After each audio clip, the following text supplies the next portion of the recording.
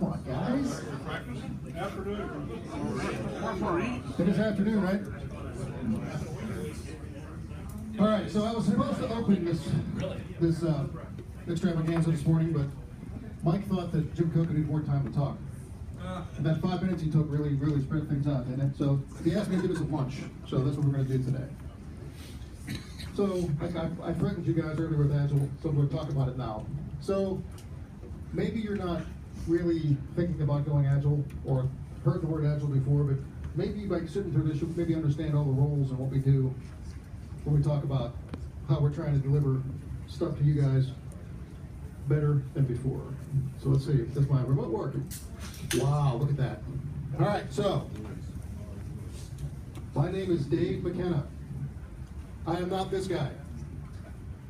I'm not a jazz pianist. I did not write the screenplay for American History X. Right? I am also often confused with this guy. I'm not any of it, just so you know. All right, what I am is I am a SAFe certified SPC4. I am a Scrum Master. I'm a blogger. I actually wrote a book called The Art of Scrum. Last I checked, I sold 7 copies on Amazon. Yeah, that retirement plan didn't work out very well either. I do a lot of work with kids, and I do very bad things with frying pans. I've actually performed at Sierra Road as the world's strongest mainframer. So, that's me. So, hopefully, you don't get me confused with those other guys. So, we're going to talk about agility today, right? Agility comes from this thing called the Agile Manifesto. Back in the early 2000s, a bunch of folks who were smarter than me got together at the Snowbird Resort, I think in Utah, and I came up with this thing. So the idea here is the stuff that, so if you read the actual Agile Manifesto, it's the stuff on the left that's more important than the stuff on the right. But in this case, the stuff that's bigger is more important than the stuff that's smaller. So we see individuals' interactions over processes and tools, customer collaboration over contract negotiation, working software over comprehensive documentation, and responding to change over following a plan. That all sounds good, right? But what it really means is this. This is what we're actually after here. We want to have interactions that are face-to-face. We want people talking to each other, and so you can understand each other's perspective. I've often said that I can say the dumbest thing you ever heard in your life. I can take the oxygen out of a room saying something so dumb, but that's what I said isn't that important. My perspective is. Understanding other people's perspectives is how you actually get to build something that's actually great. I often say, if you look at any medical breakthrough that's ever been done, it wasn't done by a single doctor. It was done by a group of doctors, right? Think about any major milestone, from the Manhattan Project to driverless cars. It's done by groups of people. Very rarely is it one person doing something by himself. Although Steve Jobs might think it was him. And I dropped something. Customer collaboration. Keep everybody focused on the end goal.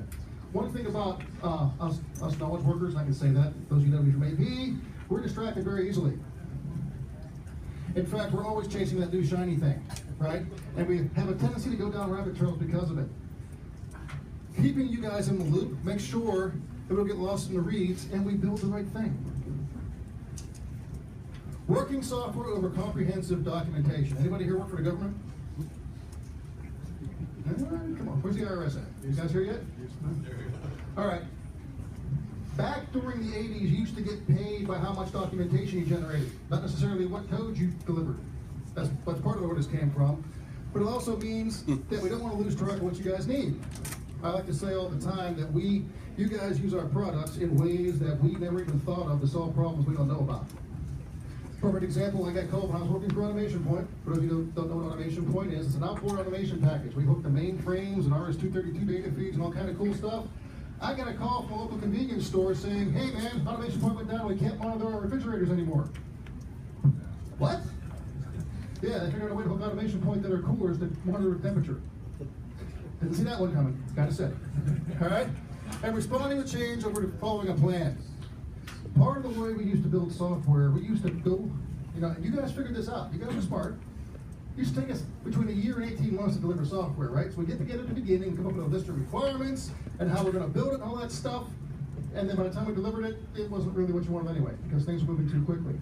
You all figured it out, because you figured out that you need to put your dollars in between beta and we release, because that's when we were actually thinking what we were going to do next. That doesn't work.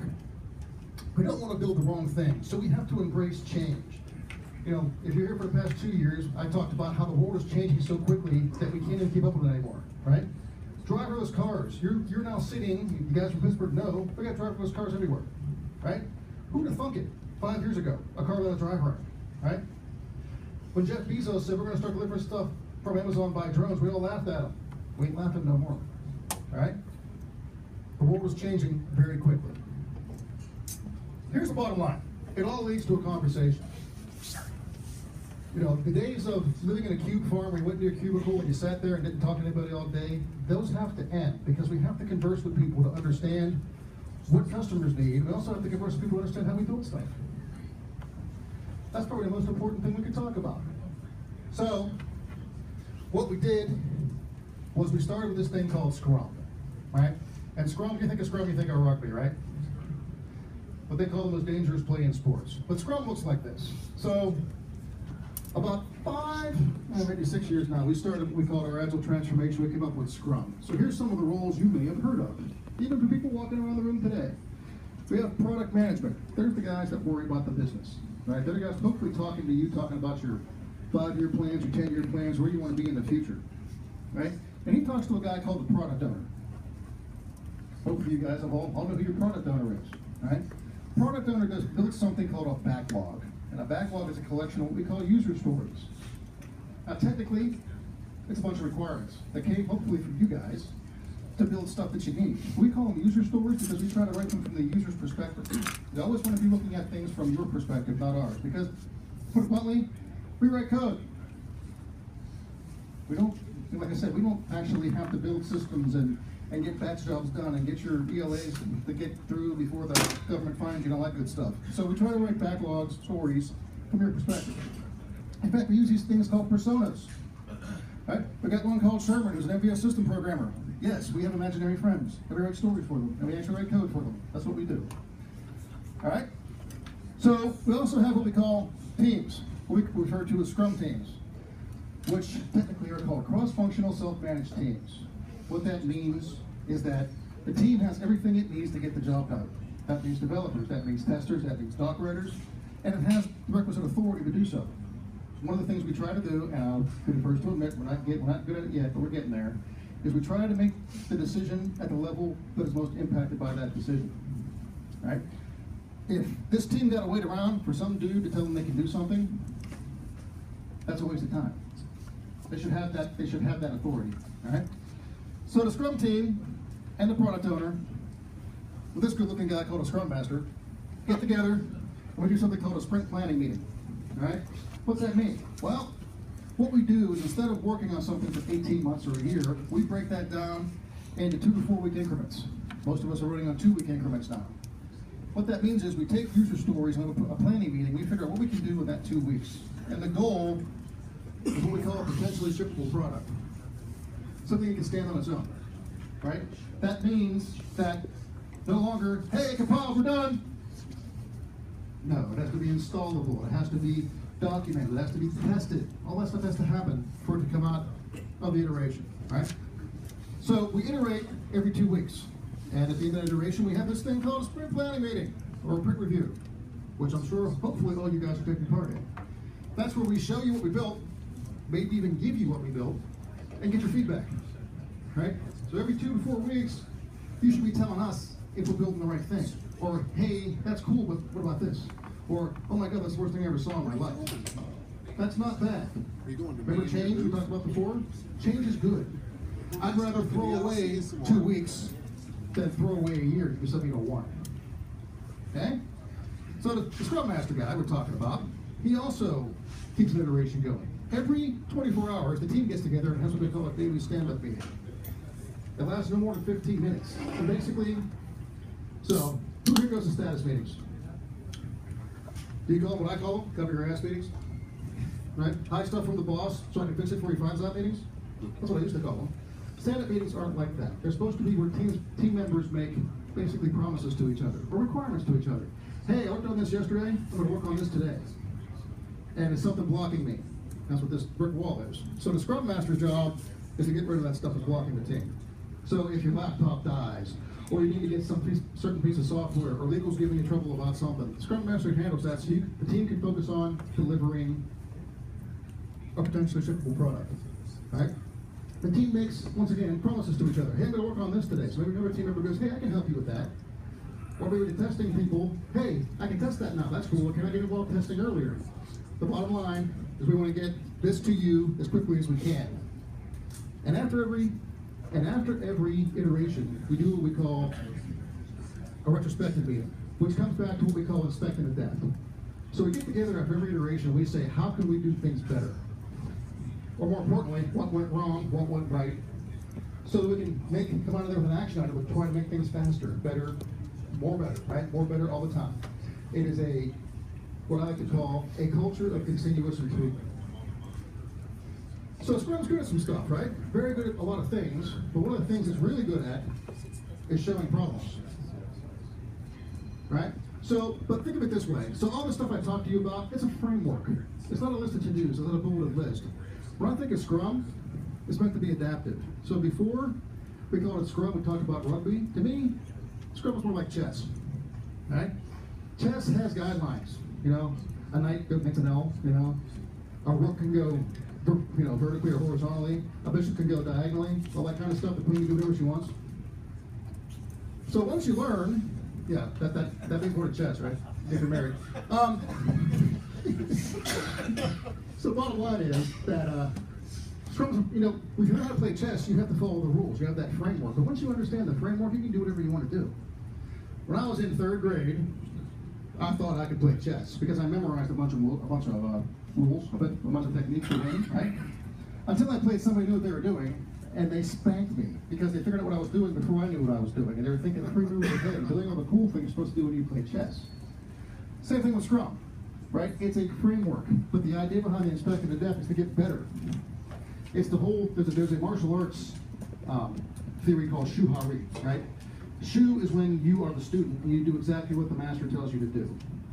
Ha is when you figure out how to get things done and you start to adapt things to make it work better for you. And Ri is when you're the master.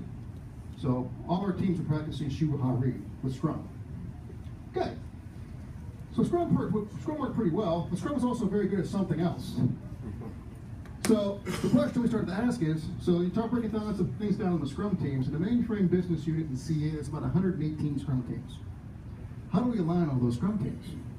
Part of the problem with Scrum is it's very, very good at exposing problems very quickly, right?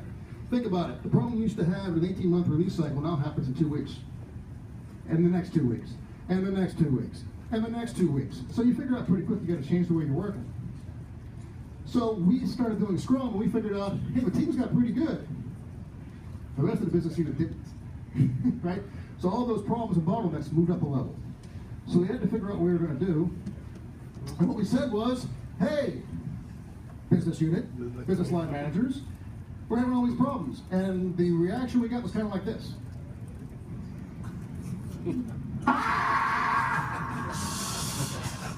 So we decided we're going to move on and do something called the Scaled Agile Framework, or SAFE. So SAFE is built on Scrum. So when we're talking about SAFE principles, it's all the same that we just talked about 2 slides ago. It just gets bigger as you move up. So you may hear people talking about trainings here today, and that is the concept behind SAFE. So the first level up from the team level in SAFE is called the program level. And you can look at all this stuff on a website called thescaledagileFramework.com. But what we got here is down here, we still have our teams, and they're still sprinting every 2 to 4 weeks. Right? So teams work on stories, like I told you before. Now, we take the teams and we make a team of teams called a train, or Agile Release Train, or ART. Right? So when you hear somebody talking about a train the next couple of days, this is what we're talking about. It's a team of teams. So we move up a level, and things get a little bigger and more complex. So we used to have a Scrum Master, right? And his job was keeping the Agile stuff going, removing blockers, getting the team facilitating meetings, all that good stuff. Now, at the next level, we have a Scrum Master on steroids. That's not me. That's an RTE, or Release Train Engineer, right? Bigger version of a Scrum Master. A Scrum Master is worried about the team, what they're doing down here, and RTE is worried about the train and the health of the train. We also had product management before. But now, we're kind of different. We call the product managers are basically POs on a different level. So instead of working with stories, these guys work with features. Think about it. When you go and you buy the new, you want to go look and buy the new iPhone 9, whatever it comes out, or an iPhone 8. What's the next one? 7, 8, 9, whatever. The new iPhone. You don't go, I want that new phone because it has an Iridium processor. You go because it has higher resolution graphics, or it can take night vision pictures, whatever the new phone's going to do. Features. That's what we're focused on at the train level. Features. Delivering features to you guys, which are collections of stories. The Scrum teams had iterated, right? Every 2 to 4 weeks they had iterations. They had sprint planning meetings. We do the same thing, except we do it across roughly a quarter. We call that a program increment, or a PI.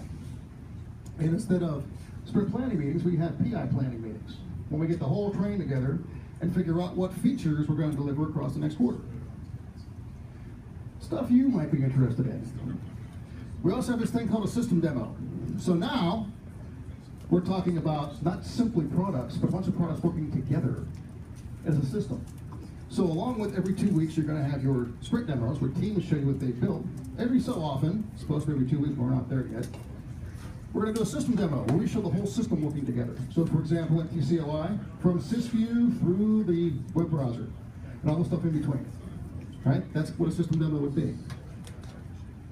And we also have architects here, system architects. That would be the wonderful and talented Greg Schreiber, a bunch of other folks around here. So with Scrum, architecture kind of got ignored for a while. The idea was architecture was emergent, meaning as teams worked on stuff, architecture would become pretty obvious that we needed to do that. Here, we have the concept of a architectural runway. That means get the architecture out in front of the train, so the train can go where it has to go. Technically, it should have been called, architectural tracks, but I guess runway sounded cooler, so they runway. And why it's called a release train. So, anybody fly here? Okay, if you flow here, right? If you missed your plane, what happens? Oh crap! You got to run up there and start figuring out when you get the next flight. Maybe you got to get to Pittsburgh through Peoria, Illinois, or something. You got to, how do I get to where I'm going to go? If you miss the train, what happens? You wait for the next one. So this train keeps chugging, PI after PI after PI, putting out features, and these things called enablers, which are kind of like research stories, right? And it just keeps going. The idea is that we decouple development from releases. What's the impact? These trains just keep going, keep pumping out good stuff, keep going, keep going, keep going. Product management decides when we're going to actually do releases, or in our case, incremental releases. So every PI, hopefully, if we get our act together, you should start to see incrementals coming out every PI, deliverables to you guys, right? But it gets bigger. There is a level after this one, and it's called the value stream level. So, uh-oh. What did I do? Yeah. All right, the value stream level. So, recap here. A train is a collection of teams. A value stream is a collection of trains. And the idea behind these trains is they put out a solution. They still work on a PI boundary, but they work on things called capabilities. So if you're following along from home, a capability is a collection of features, which is a collection of stories. You can break it down to the person level, which is a collection of tasks. Right? So it kind of flows up from there. We also have the same kind of what we call triad at this level. Instead of an RTE, which is a Scrum Master at the train level, we have a VSE, not the operating system kids, or you old guys here. It is a value stream engineer, all right? Who is responsible for the value stream, or a collection of trains. Instead of a solution, we have a solution management here, who basically manages what solutions we're putting out, and we have a solution architect, who is the grand poobah of architects at the value stream level, okay? And also, at the end of each PI, we do something called a solution demo, which you guys may also be interested in, where we actually demo the solutions we developed during the PI. So a collection of big stuff all working together. All right? So that is how we're trying to align 100+ Scrum teams in the mainframe business unit to make this stuff work. But in the end, that all leads to a conversation. Okay? So the reason I keep hammering this point is if you guys ain't talking to us, we're both missing out. So if you don't know who your POs and PMs are, find out. If you can't find out, call me. I'll help you find out. Right? The idea is that, once again, small teams or conversations between human beings face-to-face, preferably, help us solve problems. That's what we want to do. So, why small teams? Well, it comes down to this. We want collaboration over a single hero. And here's my definition of collaboration. It's in the book if you guys want to buy one. I'd love to have 8 on Amazon instead of 7. Collaboration is nothing more than manage conflict. It doesn't mean we all sing, hold hands around a campfire and sing Kumbaya. You come with your requirements, I come with mine, and we work it out between each other. Right? That's what collaboration is all about. And, you know, the goal of collaboration is to meet consensus. My definition of consensus is, I can live with it, and I ain't doing a torpedo when I walk out of the room. I won't ask for hands, but I know we won't walk out of a meeting saying, no way in hell that's happening. Right? But you said yes, get out of the meeting. That's not healthy. Right? So you got to be able to live with it. That's the idea behind collaboration and consensus. And that's what we're all driving towards, be it building software or trying to figure out how we're going to do our work. And that's what Agile really is coming down to face-to-face conversations and come to consensus of how we're going to get stuff done. And that's it. Any questions? Yes, sir. So how do you handle change control through your trains and sprints and all that? How's that done? So we go back. That's what these guys are for. The VSEs and the RTEs. So what happens, I don't want to get too complex about what meetings we have, but you know, so every day we have a daily stand-up at the team level. We also have what they call a PM PO sync or a scrums at the train level. So that, once again, everybody's talking to each other and coming up with the stuff like change controls. And hey, you know, I gotta go drop this into DB2. Well, you can't because we're upgrading DB2 this week. That kind of stuff happens at that level. So it's all, so it is a constant communication was the goal, right? So you don't use an actual product? We could. We could, and we probably do. But you know, it's up to, once again, we want to get away from command and control. There's a book written by a guy called David Marquette. It's called Turn the Ship Around. It's about the Navy. That was a submarine captain, right? So he's going to take command of a new submarine called the Olympia. A boomer, nuclear missile sub, right? And it was going to be a year before he took command. He learned every single thing about that submarine. He knew that submarine at the back of his hand. And then the Navy said, well, guess what? You're not getting the Olympia, you're getting this other one, which was an attack sub, right? Completely different. So one day they're out and they're you know, doing maneuvers, and they turn the reactor off and they're an electric motor. And he goes, all ahead full. And the captain of the deck says, all ahead full. And the enlisted guy at the control says, I can't do that. I don't have it all ahead full. Didn't exist on that submarine, right? So the captain goes, why did you give the order? The officer of the deck says, because you said so. That's command and control. That's not healthy. So we tell teams, whatever you want to do for our change control management, pick it. We don't care. Come to collaboration or do it yourself, as long as it works, right? Continuous improvement. Do what works, do what works, do what works. Do what makes sense. As long as you don't break the framework, right? So if it doesn't work, who's responsible? The team. In the end, the team. Or the individual? In the end, it's the team. Okay, it's the whole team. So one of the things that really is hard for people to wrap their minds around with the culture change is, it all comes down to the team in the end. Think about it. We used to have development managers that would tell the team, you're going to code this in Java and you're going to do this. Why is a guy who's not writing the software telling you what language to write it? Well, that's what the experts do it. Same thing here. Change control, let the experts do it. Just let them figure it out. Do what works best. That's all. Agile's been around, Dave. Agile's been around since the 1970s. It started with Toyota. That's where it first started. Yeah. Started with Toyota. That's where stuff like Kanban came into play. We can talk about it offline if you want to. And there's a word called Kaizen, which basically means continuous improvement in Japanese. And that's where it came from. That's how Toyota basically destroyed the U.S. automakers. Was able to put out better quality products faster. And remember, something else is happening here.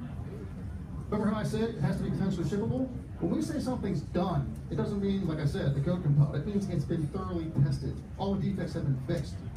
There's nothing left to do.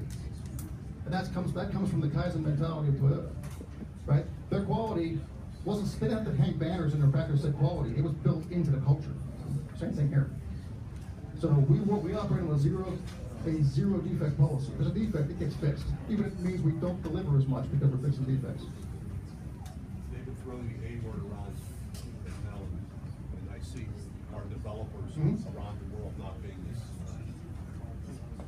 grounded as we're used to. So I see flaws in the process and they're trying to make that work in an environment like we're in. I just don't see how it's going to work. I mean, I Let's get talk it. later. Let's talk later. We'll talk about that. Yeah. You just have to, I don't know. There's a lot to be said. It's cultural. It's a cultural thing. There's a lot to be said about transparency. Right? Remember how I said at status meetings where you hide stuff from the boss so you can fix it, and sometimes you don't fix it and all hell breaks loose? If you're being transparent, that's not going to happen. So, we can talk later. Anything else? Questions? Comments? Concerns? Did I at least wake you up after lunch? All right. Once again, any questions? I'm around. I'll be around today and tomorrow. Actually, Thursday and Friday, I'm speaking at a Agile conference in Pittsburgh. So I won't be here, but I'm always an email away. You guys need me. Yeah.